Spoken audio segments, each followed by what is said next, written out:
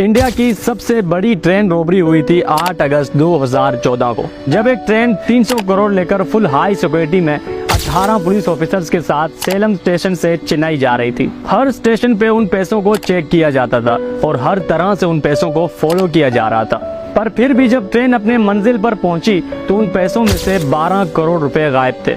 पूरी Indian police और agencies हैरान थे कि आखिर चलते हुए ट्रेन से इतने सिक्योरिटी के बावजूद कोई कैसे इन पैसों को चुरा सकता है। कुछ लोग पुलिस वालों पे शक कर रहे थे और कोई ट्रेन इंतजामिया पे शक कर रहा था।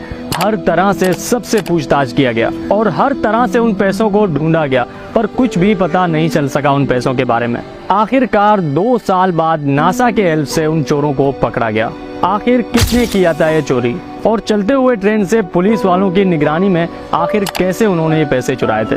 ये कहानी शुरू होती है 8 अगस्त 2014 को। इंडियन रिजर्व बैंक ने एक मुसाफिर ट्रेन के 2 बोगियां बुक की थी। एक में पैसे रखे जाने थे और दूसरी बोगी में 18 पुलिस वाले बिठाए गए उन पैसों के हिफाजत के लिए। ट्रेन के रवाना होने से 2 घंटे पहले उन पैसों को ट्रेन में लोड किया गया।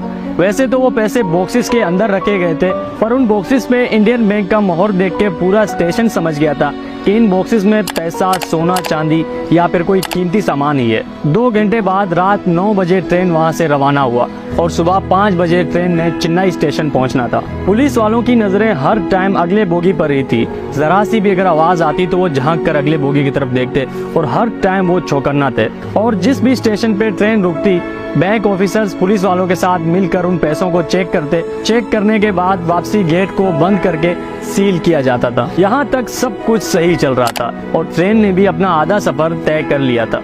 अब पुलिस वालों के दिल से भी डर निकल गया था। उन्होंने सोचा भला कौन चलते हुए ट्रेन से इन पैसों को निकाल सकता है। एक एक करके उन 18 में से 14 पुलिस ऑफिसर सो गए और जो बाकी 4 जाग रहे थे वो भी अपने मोबाइल्स में ही मसरूफ थे। कोई वीडियो देख रहा था तो कोई कॉल कर रहा था। अचानक रात के 2 बजे ट्रेन के छत से एक आवाज आई, जैसे कोई चीज जोर से गिरी हो छत पे। चारों पुलिस ऑफिसर्स ने अपना मोबाइल बंद किया और भागकर ट्रेन का दरवाजा खोला।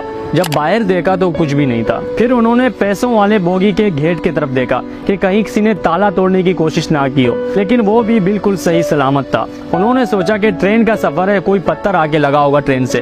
देन वो सब वापस बैठ जाते हैं और 3 घंटे बाद सुबह 5 बजे ट्रेन भी अपने मंजिल पर पहुंच जाती है। सब मुसाफिरों के जाने के बाद बैंक के मुलाजमीन और पुलिस ऑफिसर्स ने पैसों वाले बोगी का ताला खोला। जैसे ही उन्होंने ताला खोला वो हैरान रह गए, क्योंकि उस बोगी के छत को किसी चीज से काट कर एक सुराख बनाया गया था। जब उन्होंने पैसों की तरफ देखा तो उन पैसों के डब्बे भी खुले हुए थे और कुछ पैसे गायब थे।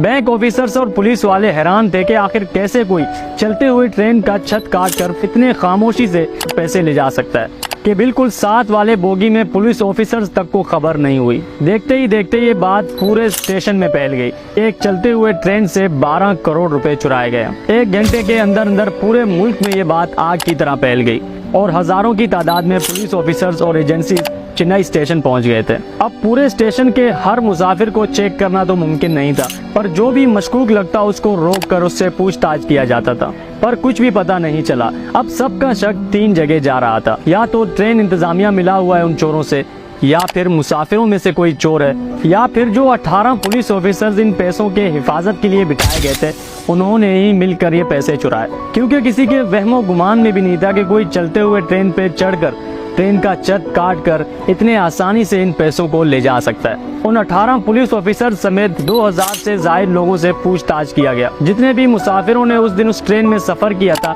उन सब के कॉल रिकॉर्ड्स चेक किए गए, उनके बैंक अकाउंट्स चेक किए गए और उनके फैमिली के बैंक अकाउंट्स तक को चेक किया गया। इतने पूछताछ और जांच पड़ताल के बाद पुलिस को ये तो अंदाजा हो गया था कि चोर इनमें से कोई नहीं है, चोर कोई और है। पर चोर है कौन ये नहीं पता। यहाँ तक कि ये भी नहीं पता कि एग्जैक्टली चोरी हुई किस जगह पे, किसी स्टेशन में हुआ या फिर रास्ते में हुआ, कुछ नहीं पता। इस चोरी से रिलेटेड कोई एक सुराग भी नहीं मिल रहा था। यहाँ तक कि 2 साल तक ये केस चलता रहा। हर तरह से उन चोरों को ढूंढा गया पर कुछ भी हासिल नहीं हुआ। आखिरकार इंडियन गवर्नमेंट ने नासा से कांटेक्ट किया और उनको सारा मसला बताया और उनसे रिक्वेस्ट किया कि सैटेलाइट की मदद से देखकर बताएं कि ये चोरी एग्जैक्टली हुआ कहाँ है। नासा ने सैटेलाइट से देखकर बताया कि ये चोरी बिरदाचलम स्टेशन के करीब हुआ है। चलो 2 साल बाद कुछ तो पता चला और ये पुलिस के लिए एक बहुत बड़ा हेल्प था। पुलिस ने बिरदाचलम स्टेशन के करीब उस रात जितने भी फोन्स थे सबका डेटा निकलवाया। हजारों नंबर्स सामने आए। लगातार 6 दिन तक पुलिस ने उन नंबर्स का डेटा चेक किया। उन हजारों नंबर्स में से एक नंबर ऐसा था जिस पे पुलिस को शक हुआ था। मोहन सिंह पारदी, एक जाना पहचाना डाकू जो पहले भी मुख्तलिफ केसेस में जेल जा चुका था। इसका उस टाइम वहाँ होना पुलिस को खटका, तो पुलिस ने फौरन ही मोहन सिंह पारदी के मोबाइल का कॉल हिस्ट्री निकाला।